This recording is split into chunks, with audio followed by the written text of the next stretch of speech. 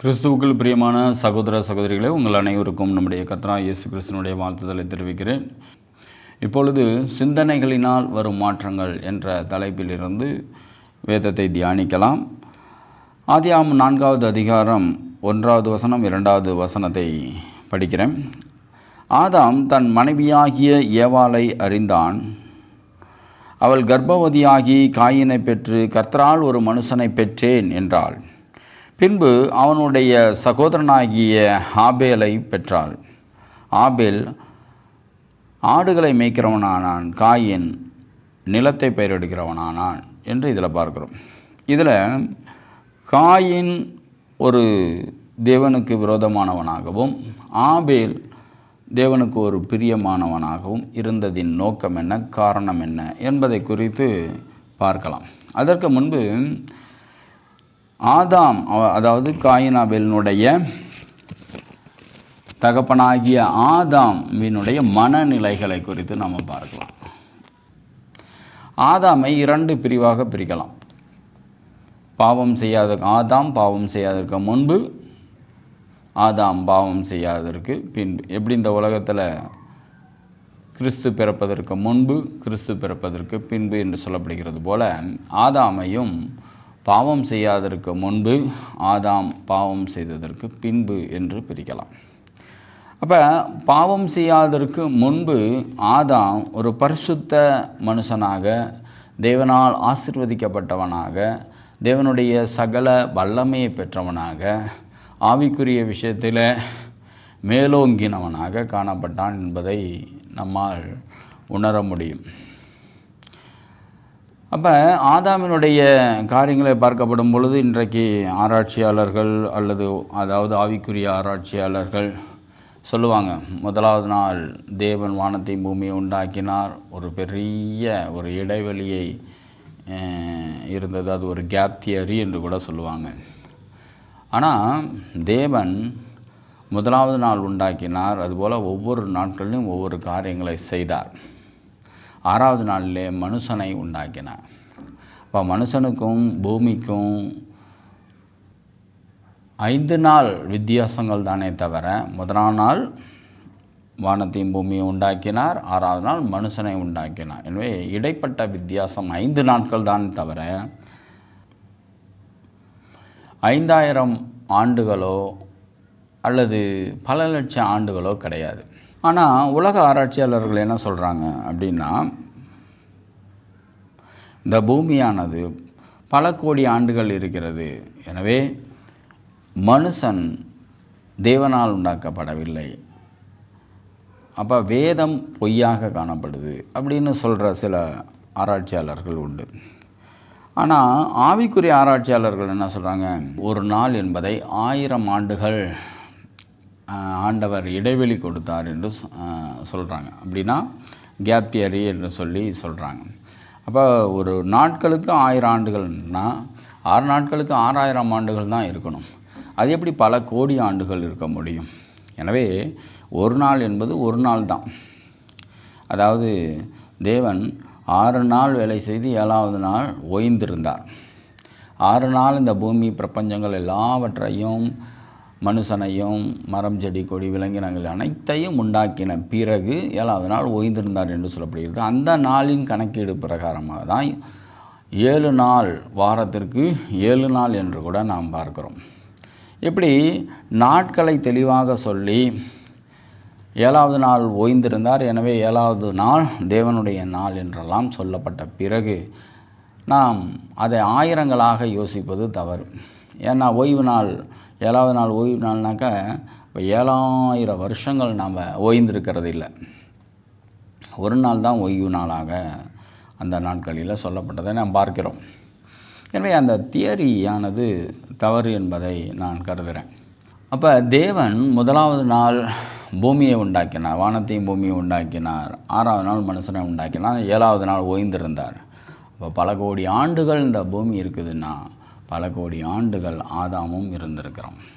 இப்போ என்ன சொல்ல வரேன் அப்படின்னா, பாவம் செய்யாததற்கு முன்பு தேவன் அவனுக்கு நித்திய ஜீவனை தான் வைத்திருந்தார். அவனுக்கு மரணத்தை கொடுக்கலை. வேதாகமத்தில் ஆதியாகமம் 2வது அதிகாரம் 16-17 சொல்லப்படுவது போல, தேவனாகிய கர்த்தர் மனுஷனை நோக்கி, நீ தோட்டத்தில் உள்ள சகல விருட்சங்களின் கனியையும் புசிக்கவே புசிக்கலாம், ஆனாலும் நன்மை தீமை அறியத்தக்க விருட்சத்தின் கனியை புசிக்க வேண்டாம், அதை நீ புசிக்கும் நாளிலே சாகவே சாவா என்று கட்டளையிட்டான். எனவே அதை புசிக்கும் நாளிலே தான் அவனுக்கு மரணம் வந்தது. அதற்கு முன்பு அவன் நித்திய ஜீவனோடு இருந்தான். அவனிடத்தில் பலவிதமான ஆசீர்வாதங்கள் இருந்தது. புசிக்கும் நாளிலே அவன் மரணத்தை அடைந்தான் என்பதை இதிலிருந்து நம்ம பார்க்கிறோம். எனவே அப்போ வேதத்தில் புசிக்கும் நாள்னால் அப்போ பல கோடி ஆண்டுகள்னால் அவன் எவ்விதமான ஒரு நிலைகளில் இருந்தான். ஆதியாகமம் 1வது அதிகாரம் 28வது வசனம், பின்பு தேவன் அவர்களை நோக்கி, நீங்கள் பலுகி பெருகி பூமியை நிரப்பி அதை கீழ்ப்படுத்தி சமுத்திரத்தின் மச்சங்களையும் ஆகாயத்து பறவைகளையும் பூமியின் மேல் நடமாடுகிற சகல ஜீவன்களையும் ஜீவ ஜந்துக்களையும் ஆண்டு கொள்ளுங்கள் என்று சொல்லி தேவன் அவர்களை ஆசீர்வதித்தார் என்று சொல்லப்படுது. அப்போ இந்த ஆசீர்வாதமானது தேவன் ஆதாமை உண்டாக்கின பொழுதே அந்த ஆசீர்வாதத்தை கொடுத்திருந்தார். எனவே அவன் பலுகி பெருகி பூமியை நிரப்பி இருக்கிறான். பாவம் செய்தப்பட்ட பிறகு தான் பூமியை நிரப்பினான் என்றில்லை, அவன் பரிசுத்தமாய் இருக்கப்படும் பொழுதே தேவனால் அந்த ஆசீர்வாதத்தை பெற்று அவனுக்கு பிள்ளைகள் இருந்தாங்க.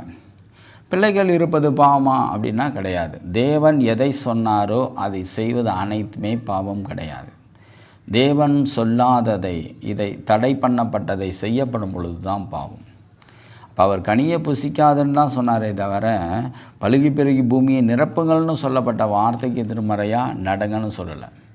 எனவே பலுகி பெருகி பூமியை நிரப்புங்கள் என்று சொல்லப்படும் பொழுது அவனுக்கு, ஆதாமுக்கு பாவம் செய்யாதற்கு முன்பே அவனுக்கு பிள்ளைகள் இருந்தது. அதை தான் 6வது அதிகாரத்தில் 1வது 2வது வசனம் படிக்கிறேன். மனுஷர் பூமியின் மேல் பெருக துவங்கி அவர்களுக்கு குமாரத்திகள் பிறந்தபோது தேவகுமாரர் மனுஷ குமாரத்திகளை அதிக சௌந்தரியம் உள்ளவர்கள் என்று கண்டு அவர்களுக்குள்ளே தங்களுக்கு பெண்களை தெரிந்து கொண்டார்கள் என்று சொல்லப்படுது. இப்போ இந்த தேவகுமாரர்கள் யார்? தேவன் மனுஷனை தமது சாயலா தமது ரூபத்தின்படியையும் சிருஷ்டித்தார் என்று ஆதியாகமம் 1வது அதிகாரம் 26வது வசனத்தில் சொல்லப்படுகிறது. எனவே 26-27 சொல்லப்படுகிறது. எனவே இந்த இடத்துல தேவகுமாரர்கள், அப்போ தேவகுமாரர்கள் எந்த சாயலில் இருந்தாங்க? மனுஷ சாயலில் தான் இருந்திருக்கிறாங்க. இப்போ அந்த மனுஷ சாயலில் இருந்த அந்த தேவகுமாரர்கள் யார்? அதாவது ஆதாமின் பாவம் செய்யாதற்கு முன்பு பிறக்கப்பட்ட பிள்ளைகள் தான் தேவகுமாரர்கள். தேவகுமாரர்கள் மாத்திரமில்லை, அந்த இடத்துல தேவகுமாரத்திகளும் இருந்திருக்கிறாங்க. பொதுவாகவே வேதத்தில் சில இடங்கள்லாம் பார்த்திங்கனாக்கா குமாரர்களுக்கு மாத்திரம் முக்கியத்துவம் கொடுக்கப்படும். இப்போ ஆதியாகம புஸ்தகத்திலே பார்த்தீங்கன்னாக்கா ஆதாம் இவனை பெற்றெடுத்தான். அப்போ இடையில் அவர்களுக்கு பெண் பிள்ளைகள் பிறக்கவில்லையா? இப்போ பெண் பிள்ளைகள் பிறந்தார்கள், அவர்களை கணக்கில் சேர்த்துக்கப்படவில்லை. எனவே தேவகுமாரர்களும் இருந்தாங்க, தேவகுமாரத்திகளும் இருந்தாங்க. அதில் தேவகுமாரர்கள் இந்த பூமியிலே சௌந்தரியமுள்ள பெண்களை கண்டு அவர்களுக்கு சொந்தமாக ஏற்படுத்தி கொண்டாங்க.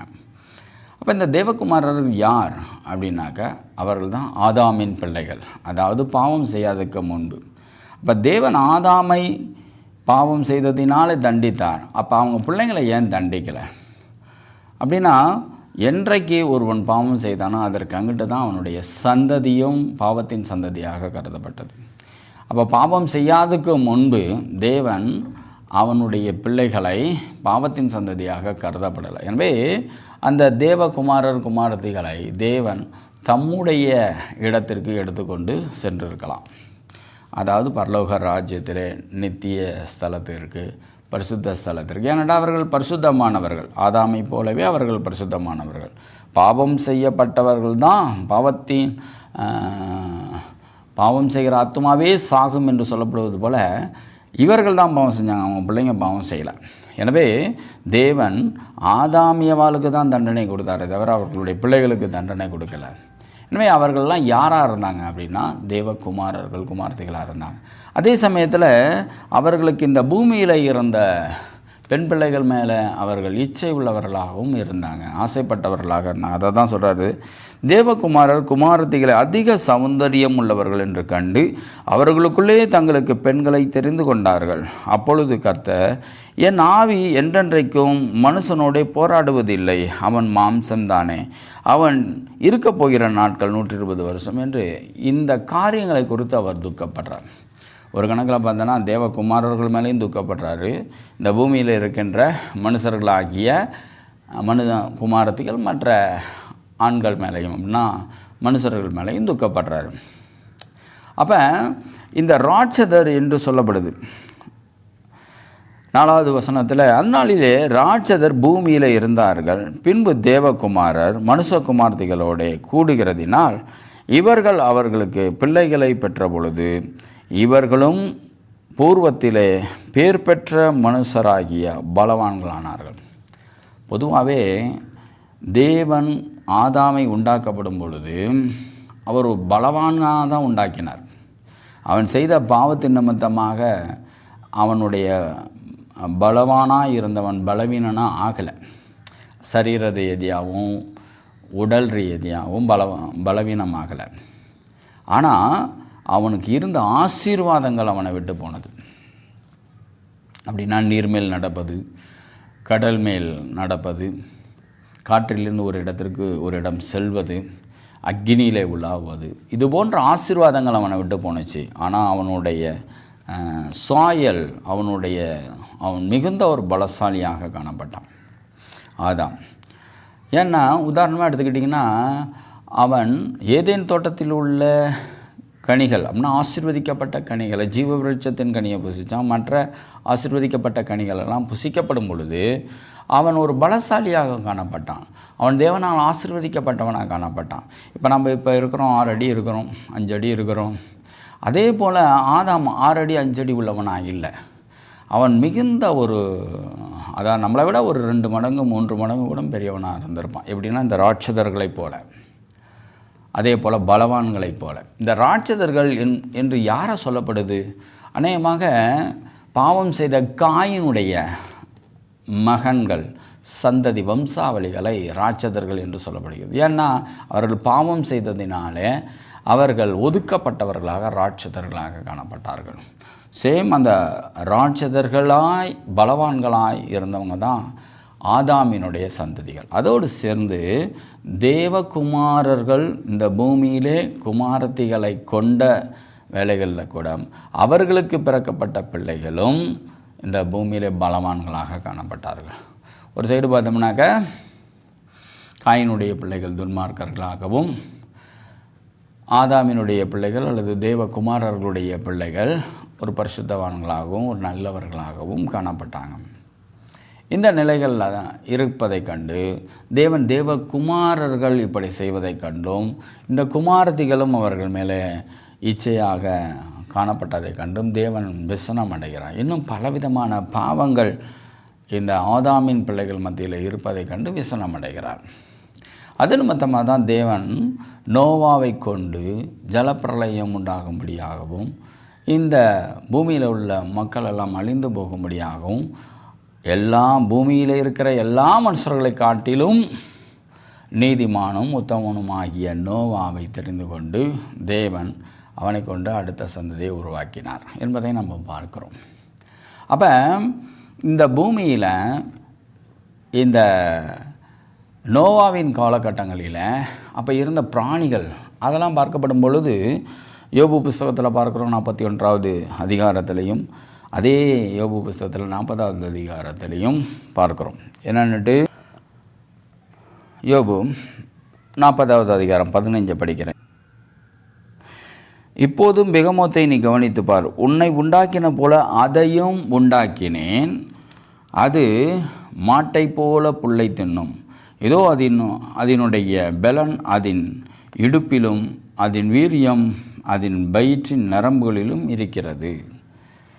அதே மாதிரி லிவியத்தான சொல்கிறாரு 41வது அதிகாரம் 1-2 வசனம், லிவியத்தானை தூண்டினால் பிடிக்கக்கூடுமோ, அதன் நாக்கை நீ விடுகிற கயிற்றினால் பிடிக்கக்கூடுமோ, அதன் மூக்கை நார்கயிறு போட்டு கட்டக்கூடுமோ, குரட்டினால் அதன் தாடையை உருவ குத்தக்கூடுமோ என்று சொல்கிறார்.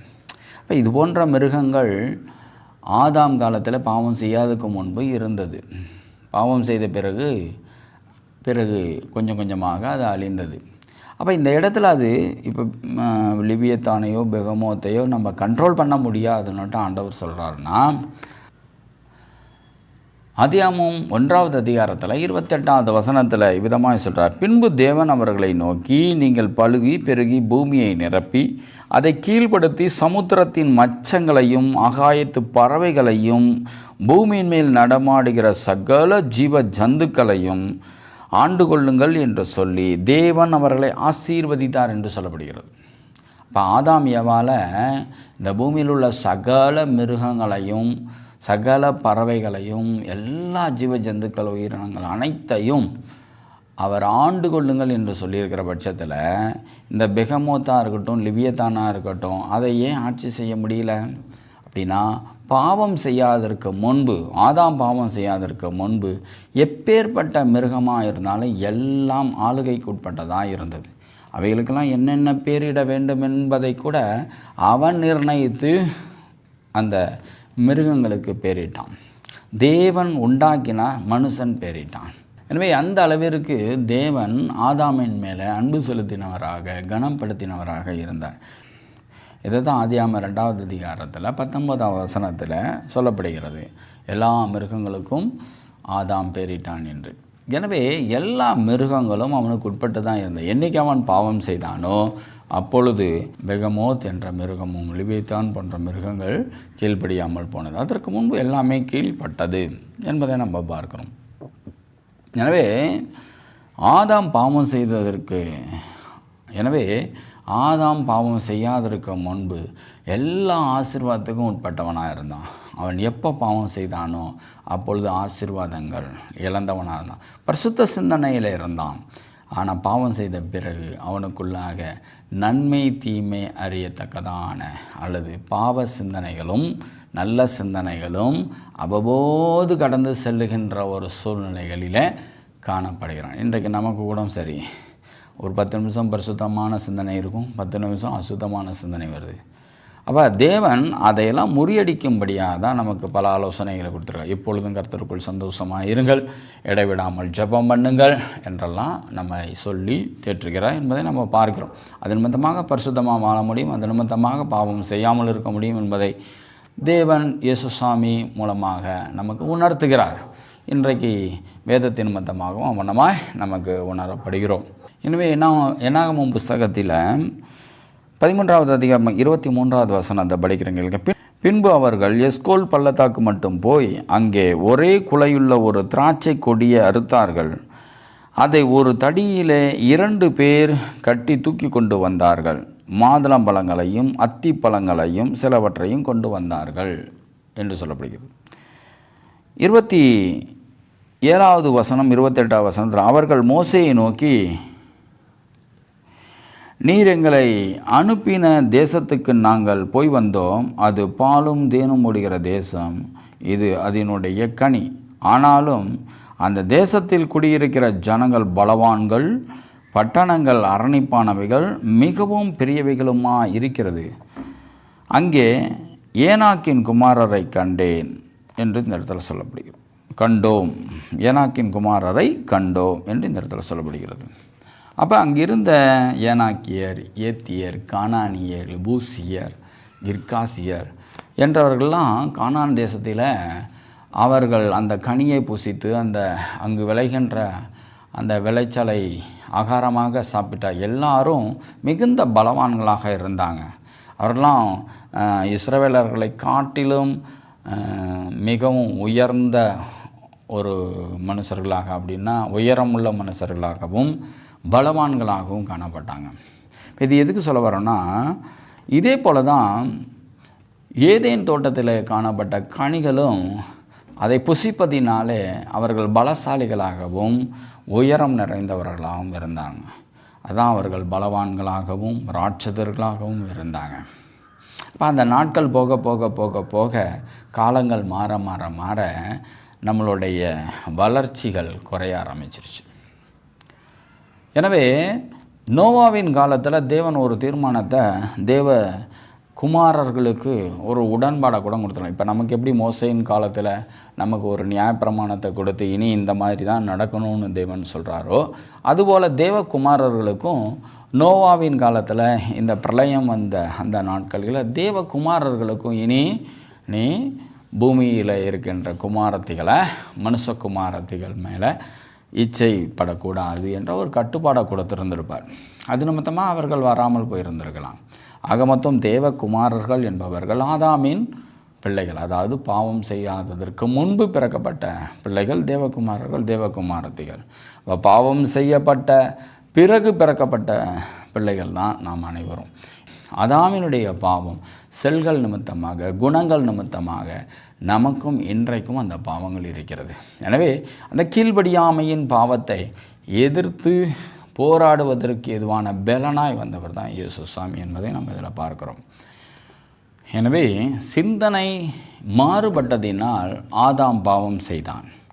அதே போன்று அவன் சிந்தனை மாறுபட்டதினால் பாவியான பிறகு அவனுக்கு பிறக்கப்பட்ட பிள்ளைகளும் ஒருவன் பாவியாகவும் ஒருவன் பரிசுத்தவானாகவும், அதாவது தேவனுக்கு பிரியமானவனாகவும் காணப்படுறான். அதனுடைய சூழ்நிலைகளை குறித்து இந்த வேலைகளில் நம்ம பார்க்கலாம்.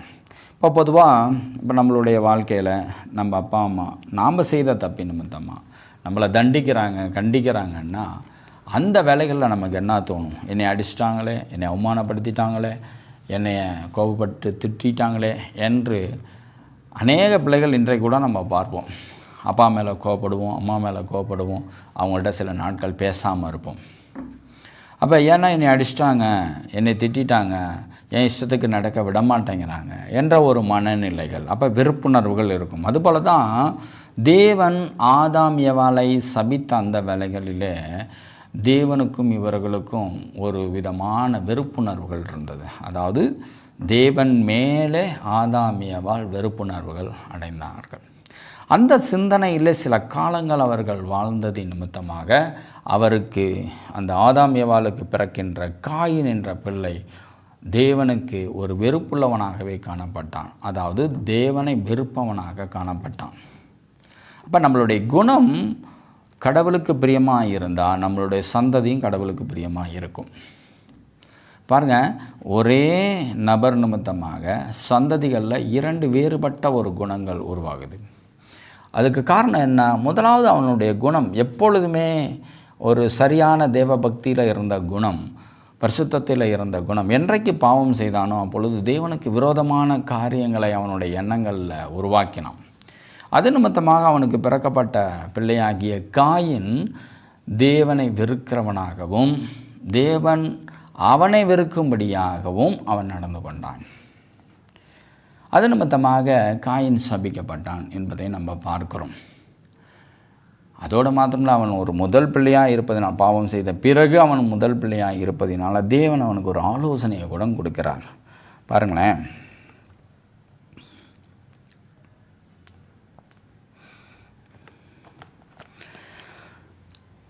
ஆதியாகமம் 4வது அதிகாரம் 6வது வசனம் சொல்கிறேன்.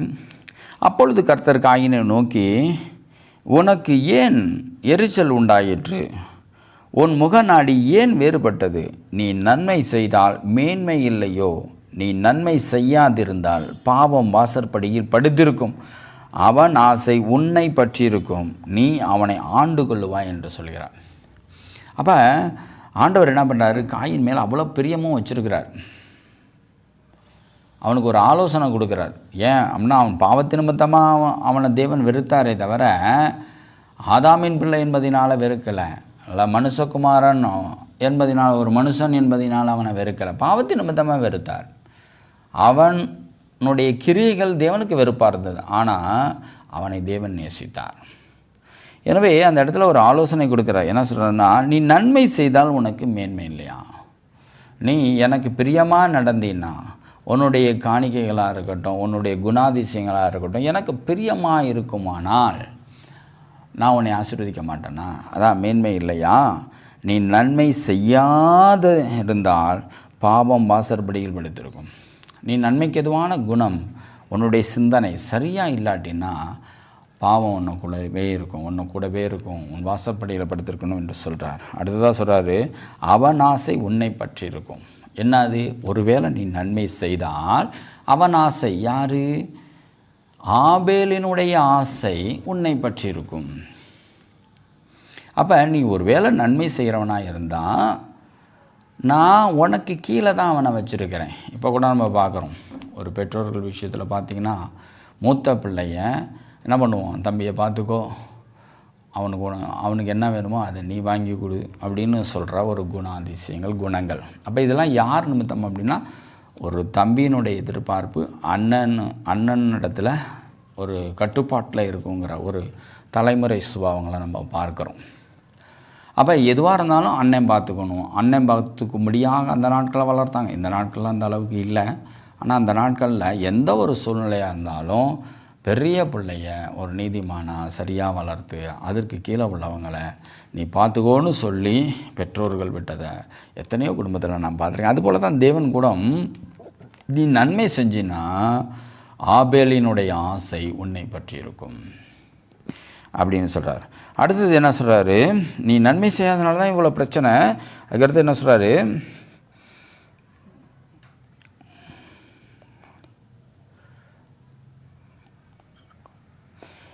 நீ அவனை ஆண்டு கொள்ளுவாய்.